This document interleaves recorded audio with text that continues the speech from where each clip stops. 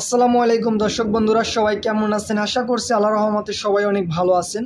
দর্শক শ্রোতা, আমার স্ক্রিনে পাশে যেই ভাইকে দেখতে পাচ্ছেন, আসলে তাকে কিন্তু চিনতে পেরেছেন, আবার অনেকেই চিনতে পারতেছেন না। দর্শক শ্রোতা, আসলে এই লোকটি কে? আর দর্শক শ্রোতা, এর কিন্তু বিগত 2-1 দিন যাবত ফেসবুক কিংবা ইউটিউবে প্রচুর পরিমাণ তোলপাড় খাচ্ছে এর ভিডিও কিংবা দেখতে পাচ্ছেন এর ফুটেজগুলো। দর্শক শ্রোতা, সে হলো লিবিয়ার এক যুবক, আর এর নাম হইল আমি। লিবিয়া থেকে কিন্তু সে আমাদের মক্কা কাবা শরীফ হজ করার জন্য সৌদি আসার জন্য কিন্তু রওনা দিয়েছিল। দর্শক শ্রোতা, তার কথায় ঝামেলা হয়, অবশ্যই আপনি নীতিমতো আজকের ভিডিওটি দেখলে কিন্তু সম্পূর্ণ বুঝতে পারবেন। তো অবশ্যই ভিডিওটি কন্টিনিউ করুন।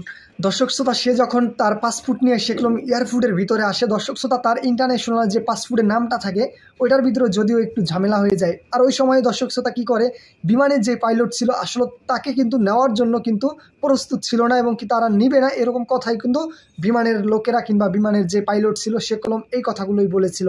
তো দর্শক শ্রোতা, তারপরে কি হয়, তার যখন পাসপোর্টের নামে ঝামেলা থাকে ওই সময় কিন্তু তার এয়ারফুডেতে বলে দেওয়া হয় যে সে যেতে পারবে না হজ করতে, এরকম কথাই কিন্তু তাকে বলে দেওয়া হয়। দর্শক শ্রোতা, নীতিমতো তারপর কি হয়, সে যখন এই কথা শুনে সে একটা কথাই বলেছিল যে আমি হজ করার উদ্দেশ্য নিছি, ইনশাআল্লাহ আমি হজ করতে পারবো, এইটাই তার আত্মবিশ্বাস ছিল, এবং কি তার ইমানে এই কথাটাই কিন্তু বলেছিল।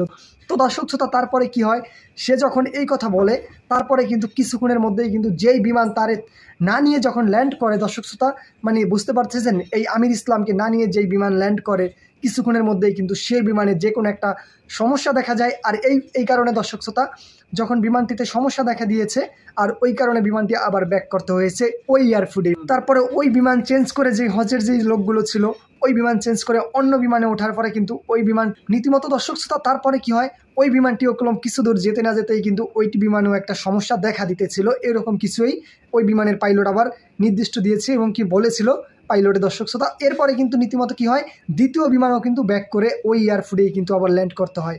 শ্রোতা, এরপরে যে আমাদের আমির ইসলাম রয়েছে তার একটা কথাই ছিল যে সে কিন্তু বলেছিল যে আমি হজ করতে যাব, আমি উপরে আল্লাহর কাছে নিয়াত করেছি। দর্শক শ্রোতা, এই নিয়াতই কিন্তু মেইন। দর্শক শ্রোতা, আপনি তো জানেন। তো তারপরে কি হয়, তারপরে যে তৃতীয় বিমানটি ছিল দর্শক শ্রোতা, সেই বিমানের পাইলট বলেছিল যে বিমানকে আমির ইসলামকে না নিয়ে আমি হজ করতে কোনো যাত্রীকেই নিয়ে যাব না। দর্শক শ্রোতা, বুঝতে পারছেন? তো অবশ্যই আজকের ভিডিওটি কেমন হয়েছে কমেন্টে জানাতে ভুলবেন না। আর অবশ্যই নেক্সট ভিডিও পাওয়ার জন্য যে কেন অবশ্যই সাবস্ক্রাইব করে দিবেন। সবাই ভালো থাকবেন, সুস্থ থাকবেন। আজকের মতো এই পর্যন্তই।